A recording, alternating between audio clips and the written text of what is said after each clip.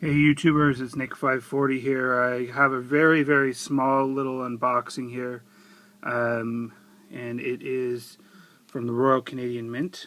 Again, this is a very small one, but I had to jump on it when I had the opportunity, and very nice maroon case.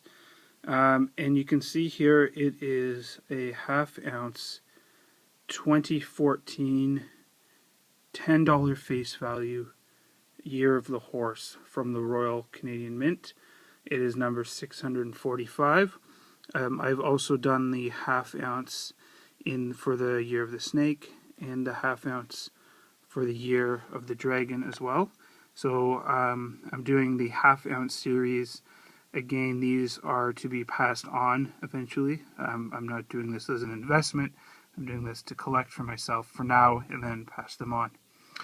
I did also want to quickly talk a little bit about investing. I know that all of our YouTube channels who are part of the silver or precious metals community, I should call it, we have a very large bias towards buying bullion, and that's great. I think it's important to remember to diversify your portfolio in whatever you invest in.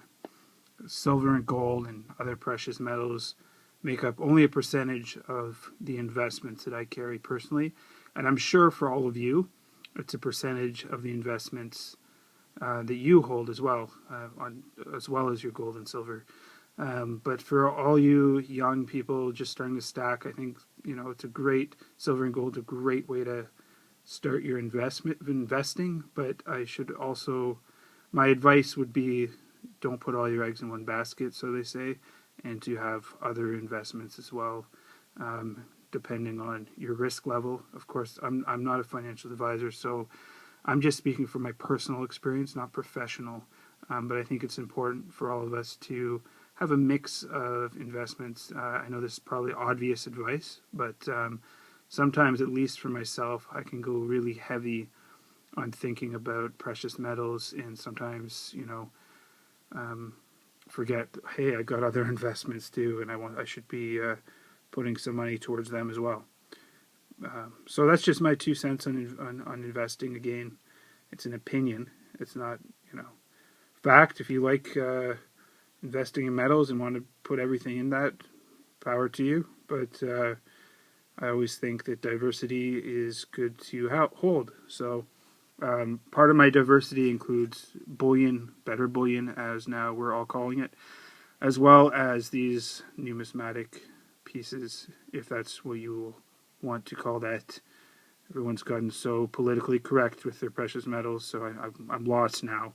But at least this is something that I'm considering numismatic, and in the fact that I'm not using it as an investment. I know I overpaid for it, and I'm not trying to gain value on it. Of course, if I do, that's great. And I am going to be passing it on and giving it to somebody else, hopefully, at one point.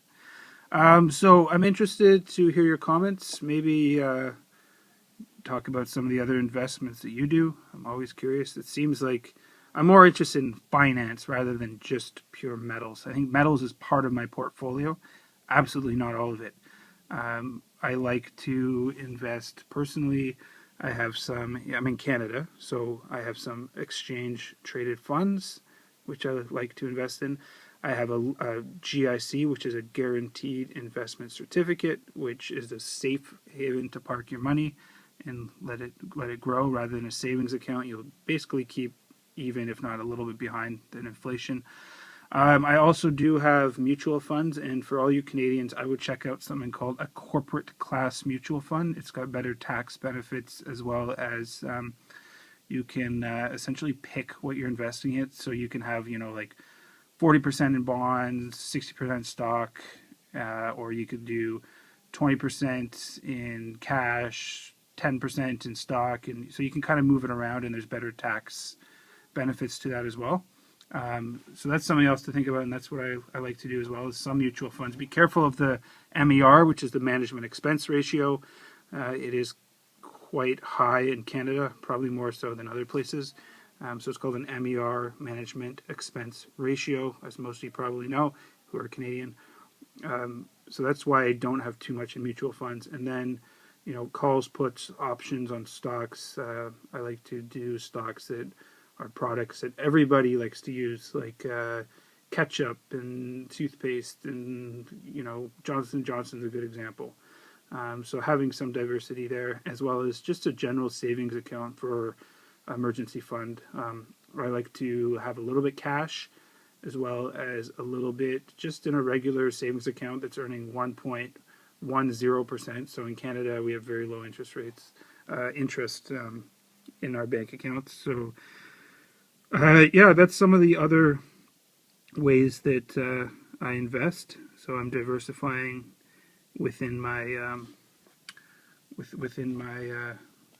holdings a little bit. So of course, right now I really got the gold bug bad, guys. Like I'm looking at a lot of gold right now. So it's just it's really bitten me after I got that 1 ounce Austrian Philharmonic. It was bad before. Now it's really bad. I'm even considering, I know it's not smart, and I know silver is a better investment, so I haven't pulled the trigger on other things. On top of that, as I just said, I want to have other investment. I want to keep my other investments, up to date and moving forward. So, just my 2 cents on everything. Usually in these videos, I just show you a product, and I thought I would speak a little bit more this time. I usually don't have a whole lot to say, but this time I felt like speaking. No script, just straight up. So, thank you, YouTubulars, and I will see you in the next video.